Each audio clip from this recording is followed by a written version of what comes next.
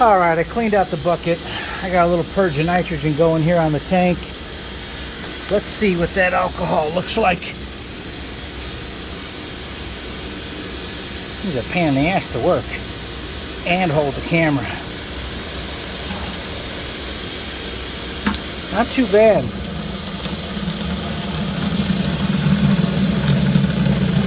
I mean, not the best, but again, I put 3 gallons of isopropyl in there, liquid. Rolled the tank around, got everything sloshed around, jostled the tank. Now I'm just pressurizing it. And looky there, we got a little leak on that valve there. I'm gonna have to fix that. Can't pull a vacuum with a leaky packing. So we'll get all this, we'll get all that isopropyl flushed out, and then we'll put this thing in a dip vacuum. That's all I got.